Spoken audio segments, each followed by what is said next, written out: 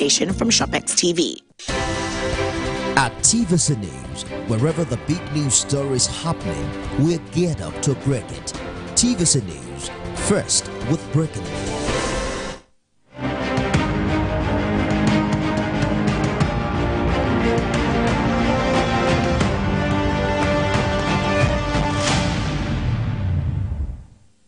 It's 20 days to President Tinubu's first year in office, and just like every other governor that was inaugurated on the 29th of May, we're exploring these administration's policies and how well they've performed against the campaign promises last year. Our attention on the show today is turned to Rivers State, where the political crisis has now taken a new dimension following renewed calls for Governor Fubaras' impeachment. The governor, who has been at loggerheads with the State House of Assembly, paid an unscheduled visit to the Assembly quarters today. According to the governor, some work may need to be done on the place following the emergence of a factional speaker, Okojumbo. The 27 state lawmakers who defected to the All Progressives Congress have been holding plenary at their quarters since the House of Assembly complex was demolished last year. The lawmakers are expected to react to the governor's visit, which comes as fresh calls for his impeachment gain momentum. Is assembly not part of my property? Is there anything wrong in going to check how things are going on there? You're aware of the development. We have a new speaker, and I went there to see for myself how things are, because there might be a few things I might want to do there for the good of our people. Thank you. Some lawmakers loyal to the governor had on Wednesday elected the member representing the Bonny constituency, Victor Okojumbo, as their speaker. Okojumbo, who is set to be the new speaker for the entire 32-member assembly, was set to be elected by 3 members at 10 a.m. during plenary on Wednesday, in line with the standing order of the House. Okojumbo was one of the 4 lawmakers loyal to Fubara in the wake of the political crisis in the state. They had, at the time of the crisis, elected Edison Ehie as the speaker, but the latter later resigned from the State Assembly and was appointed the Chief of Staff to the governor. Meanwhile, local government chairmen in the state have now accused Governor Fubara of withholding funds meant for the 3rd tier of government. This development is a fallout of the existent rift between the governor and loyalists of his predecessor, Nyesom Wike. Council chairmen in Rivers State say they have been starved of statutory funds since April, and in one case, March 2024. They allege that there has been no meeting of the Joint Account Allocation Committee for the purpose of disbursement. They described as unconstitutional and promised to resist any attempt to bypass democratically elected leadership to release allocations for local government administration. It is worrisome that the governor of Rivers State, who took the oath of office and swore to uphold the law and constitution of the Federal Republic of Nigeria, will stoop so low as to resort to such undemocratic and unconstitutional means to strangulate the 3rd tier of government with a view to achieving personal political ends and without minding the dire consequences which his action portends not only for the system of local government administration in Rivers State, but also for the welfare of the local government employees. This controversy over money is seen as a major twist in the battle for the grassroots political structure of Rivers State. The tenure of the 23 local government chairmen elapses in June 2024, but they are not making plans to vacate office when that time comes. They are hanging on to an amendment of the local government law by the state legislature, which elongated their tenure by 6 months if elections are not conducted. We do not even know how much comes from the federation account. It's as bad as that. But the ecological fund too that has been since being released has not been given to us. Then the 10% IGR that ought to come to the local government are not also coming. So even the funds from Mr. President do not come to the state, to the local governments. So it's unfortunate that we have arrived at this point in time in Rivers. This is an invitation to anarchy. We as local government chairmen we are going to remain in office because the law says so. The recently amended law, local government law, that creates and provides for tenure and functioning of local governments in Rivers State, as empowered by the Constitution, has given us an additional 6 months period, and we will remain in the office until that period expires. The local government chairman also joined the All Progressives Congress in calling on the House of Assembly to take urgent steps to remedy the situation. And it gets even more interesting. A group of about 60 federal lawmakers belonging to the opposition parties in the National Assembly have described calls for the impeachment of Governor Fubara as unconstitutional and an invitation to anarchy. The federal lawmakers asked the governor to commence prosecution against the sacked lawmakers for impersonation. Recall that the Rivers State chapter of the All Progressives Congress had ordered its members in the State House of Assembly to commence the impeachment process against the governor. As long as the law is concerned, the 27 members of the Rivers State House of Assembly are not lawmakers. Their seats have been declared vacant by the existing leadership, and there's no court of law that have set it aside. So if you commence impeachment, it's something that you can go to. They can go as usual as they do and sit in a 2-bedroom in Aimoha, Abuja, receive some little stipend and say they're impeaching themselves. Move on.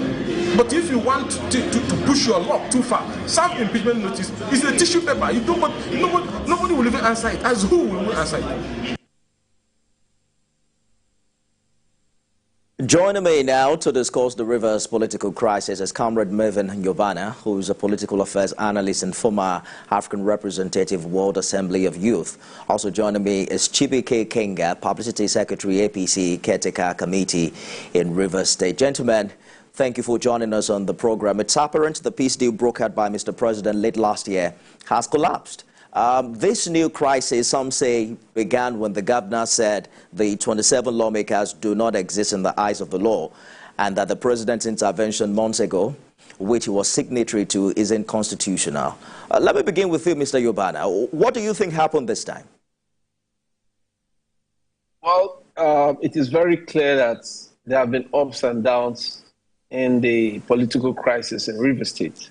We all know that the governor of the state, after the signing of the Peace Pact, he actually went out to ensure that those persons supporting him keep to those Peace Pact. And he actually went ahead to ask the then Speaker, as recognized by law, Edison Ehie, to resign from the Assembly, which he did, to pave way for a political solution to the crisis within the legislative arm and the executive arm of government.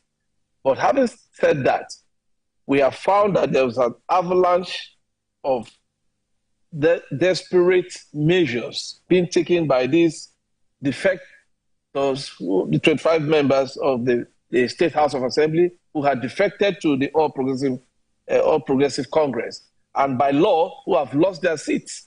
They went on a spray of avalanche, coming up with different bills, trying to whittle down the power of the governor. And this has gone on severally, unchallenged. And it got to the point where they started peddling rumors here and there that they want to impeach the governor, they want to do this, they want to do that. So the 3 members who did not defect and are known by law had to take back the assembly.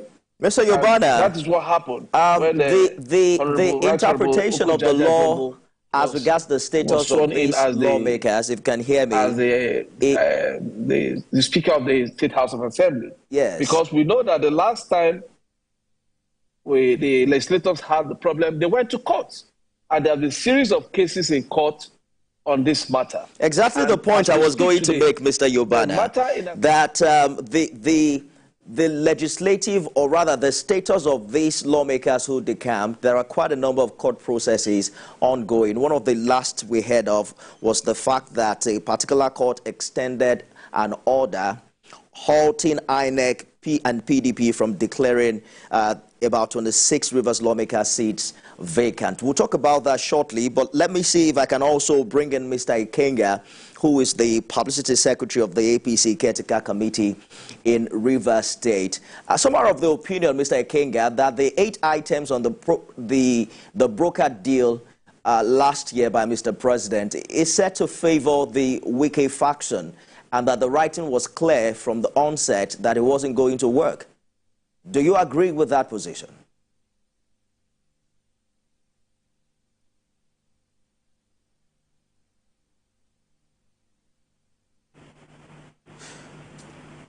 We'll reconnect with Mr. Ikenga in the course of this conversation. But if I can get back to you quickly, Comrade Yobana, the status of these lawmakers that you made reference to is subject to a lot of court cases and court proceedings. But what do you make of 3 members of the House now declaring or now appointing a speaker? And this is happening months after that initial agreement, which Mr. Governor himself was signatory to. The question is, where have these lawmakers been all the while? Well, you will agree with me, since the 13th of December 2023, since they adjourned the House, we've had an avalanche of different bills being turned out and all that by the Martins Amehule faction. And because they were in court, these 3 members of the Assembly have respected that political agreement that was signed in Abuja, and they took no action. And because of the cases in court, they took no action. But it has come to a time where they needed to take action, because if you keep silent and people keep doing the wrong thing, and it becomes fashionable, it will get to a time where people will think that what they are doing is justified. But what it also looks like, Comrade, is that it looks like the governor agreed with the deal initially and then changed his mind along the line, because he seemed to have, ticked some boxes when you look at the 8 demands that he signed to last year. I'll get back to you shortly. I understand Mr. Ikenga is back. I asked earlier if you thought that the 8 demands or the 8, items on the deal brokered by Mr. President last year indeed favored the Wike faction. And some are of the opinion that it was designed not to work from get-go.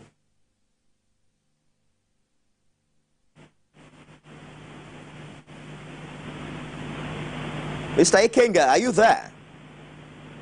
Yeah, I'm here. Unfortunately, I'm not hearing you. Everything is very faint, and I'm unable to connect. But I don't know if you can pose some questions to me. I'll be able to respond accordingly. Exactly. All right. I was asking about your opinion about why the crisis has reared its head again. Some did say that the agreement that would reach in Abuja last year was skewed in such a way to favor the Wike faction.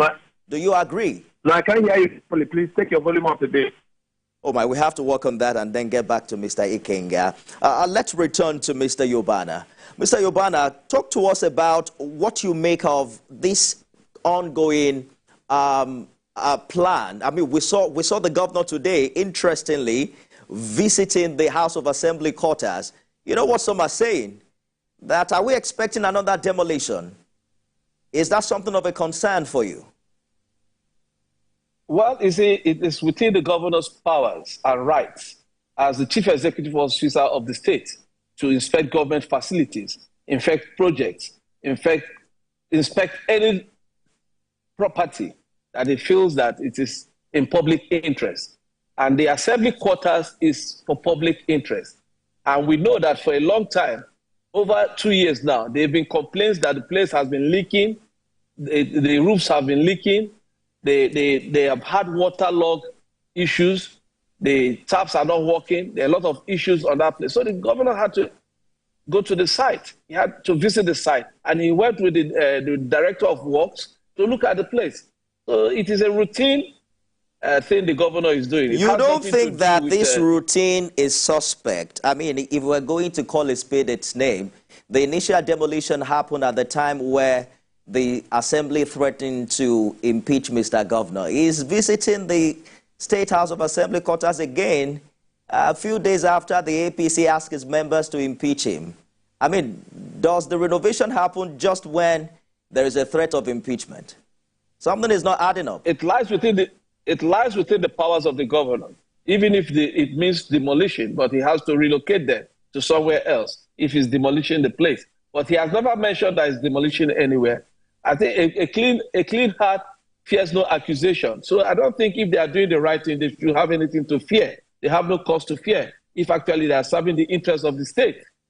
But what we are saying in this thing is that the governor has kept to that 8-point agreement he entered in Abuja because of the respect he has for Mr. President. It doesn't mean that part of that agreement is constitutional. Those that are against the law or that has encumbrancy in court because of the legal issues that are in court, you don't expect the governor to go against the court order or go to comply with a convention or an agreement that is contested in court, like any part of the agreement that was contested in court, like, say, representative of the budget. It is really difficult to substantiate Mr. Governor's respect for the president, like you mentioned, because right now he's gone against all the provisions of that deal brokered by Mr. President. As a matter of fact, it did say that that agreement wasn't constitutional and that as far as it's concerned, the 27 members House of Assembly doesn't exist. Let us get back now to Mr. Ikenga. Talk to us about why you think this crisis has happened or is happening again in Rivers State.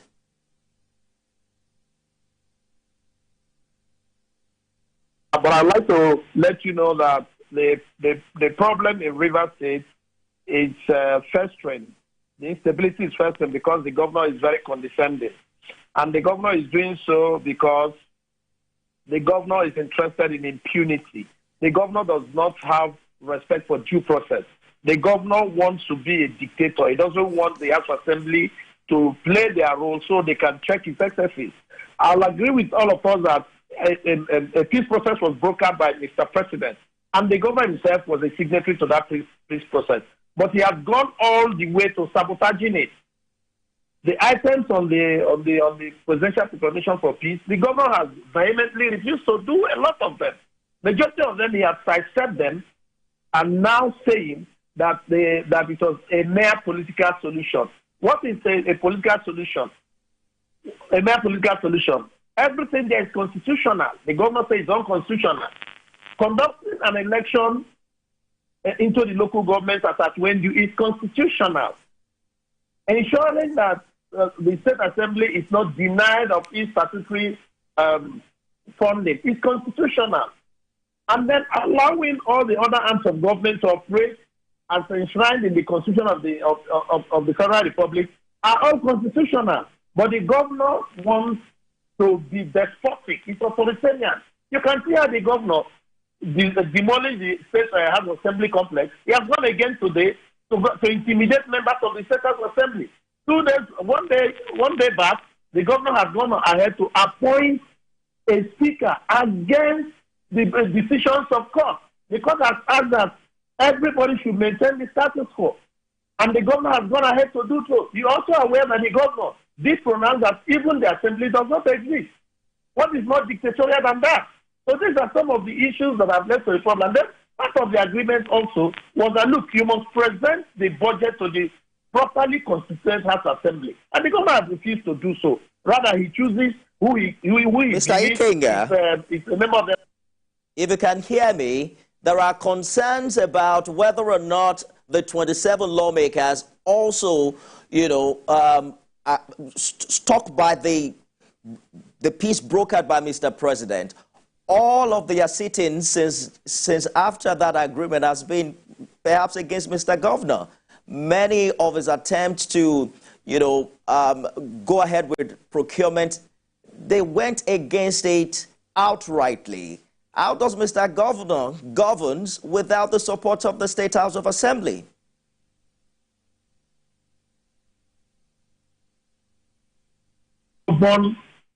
Within the due processes of law. The rule of law must be respected. Assuming without considering that previous assemblies did not check the excesses of the executive, and this assembly has reason to it, maybe anything may lead to the reason why they have chosen so, which is in the larger interest of the people for good governance, transparency, and accountability. That is right. So if the assembly today is taking decisions to reposition the state for the larger interest of the people, what's wrong with that? And then, by the way, the governor is just an individual, and the assembly members are also individuals who were elected as well by their people. So their own interest cannot override the generality of the people, the interest of all the people. So if the assembly today is taking decisions that are in line, as far as they are in line with the constitutional provisions of due process, it is proper. So it's not an individual. Government is not individualized. Government is about processes. Government is about the due process of law. Government is about the constitutional provisions and the laws governing their activities. So if the assembly members are taking decisions that are not ultra-virus outside the provisions of the constitution, what's wrong with that? It must not be individualized. It must not be personalized. Government is not about personalization. It is about pursuing the larger interest of the largest number of people. As we are in Rivers, that's exactly what the assembly is doing, and not moving against the governor. This would turn out, particularly now that Mr. Governor doesn't seem to recognize the 27-member assembly. Comrade Yobana, let's talk about what has happened in the past 1 year in Rivers State. Governor Fubara's administration will clock 1 year in a number of days. His predecessor was well known as Mr. Project. How well has he done, and how much of a challenge has this crisis been to his performance? Well, the governor has not been disturbed about this, I would call it committee of friends, who are parading themselves, even when they know that the law is very clear that after defection, you are no longer a member of the state assembly, which the law is very clear and which is being contested in court. The governor has gone. He has scheduled his 1 year anniversary, which starts from the 14th of this month up to the 31st, up to the 2nd of next month. Even today, he went for inspection for some of the projects that he's about to commission after leaving the assembly quarters. He's going to commission the Aleto Ibubu Road in Ogoni axis, the Ogoni Andoni Opopo Unity Road. He's going to commission the second phase of it. He's flagging off the Elele Omoku Road. He's going to commission Emoha Kalabari Road. You know, he's also going to commission the phase 2 of the Port Harcourt Electricity Village and flag off the second phase at Erebe. The governor is also holding an investment summit in Rivers State. He's also going to flag off the Akanga Oboru Road. He's doing a lot of projects. There are so many activities lined up. The governor has a lot of projects. You can imagine, because of sabotage, even the Bori Internal Road in Ogoni, which is the traditional headquarters of Ogoni land, one of the contractors that was awarded the job by the former administration, which they did not pay a kobo. This governor had paid 4 billion on that project. The project is for 6.something billion. He has paid 4 billion to the contractor. This contractor subletted the job out and gave only 1 billion to the contractor. Because of that, the contractor could not do much. So you can see there are a series of sabotage coming from the people who call themselves lawmakers, coming from... These are allegations that cannot be substantiated, and we're going to hope that we'll get some... It can. We'll hear from the other side as well. But Mr. Ikenga, you had the comrade reeling out a whole number, some roads and some infrastructure that has been done in the past 1 year. Do you agree with him that this political crisis has not in any way affected governance in Rivers State? It's been economical with the truth. The truth is that the governor is hugely distracted. The governor has taken to petty politics much more than governors, and governors have been completely abandoned. He's rolling out projects. Those projects, majority of them are projects that were done over 90% by the immediate past governor of the state. That's not true. That's not true. He's rolling out projects that will be flagged off. Well, you have no problem. They can also flag off a lot of projects, but the completion of that project and the funding of projects is what is key. To say that in Rivers State that the state is not destabilized, the governor is not distracted, is most unfortunate for a son of Rivers State to say so. The governor is usually distracted, and the governor's divisive rhetoric are deepening the crisis in Rivers State. All we need is peace. We need everybody to come together. We are one Rivers people, all of us with one goal. But what the governor is doing is divisive rhetoric, is beginning to push his own ethnic nationality to intimidate the other ethnic nationalities. And that's what we don't want in our state. Because we have friends across the groupings that make up the state I have friends in Ogoni, I have friends in Calabari, Ijon, and Ikwere, and then Eche. To mention benefit, they're all there. So the governor is hugely distracted. You can see the governor no longer sees that to do his work. He's in one battle with the assembly, he's in another battle with the local government chairman, he's in another battle with the elders of the state. And to mention but a few. So you see, for my friend Marvin to say that he's not perturbed by the challenges that are in the state, it's most unfortunate. All right, Mr. Kenga. Well, you say it's most unfortunate, but the governor is commissioning 10 projects. 10. Gentlemen. Not one, not two, 10. Gentlemen. And besides that, you're talking of ethnicity. I am from Ogoni. The governor is not from Ogoni. So there's nothing like ethnicity. That's our time, Mr. Yobana. A big thank you, gentlemen, for joining this conversation. Comrade Marvin Yobana is a political affairs analyst, and Chibike Kenga is publicity secretary of the APC Caretaker Committee in Rivers State. In just a few days, the administration of Governor Fubara will clock 1 year, but he's still carrying the burden of the crisis ensuing from the challenge he had with his relationship with Nyesom Wike, his predecessor. We're following that story closely, and we'll bring you more updates subsequently. That's our show today, everyone. You can watch it again at midnight and at 6 a.m. tomorrow. I am Nifemi Oguntoye.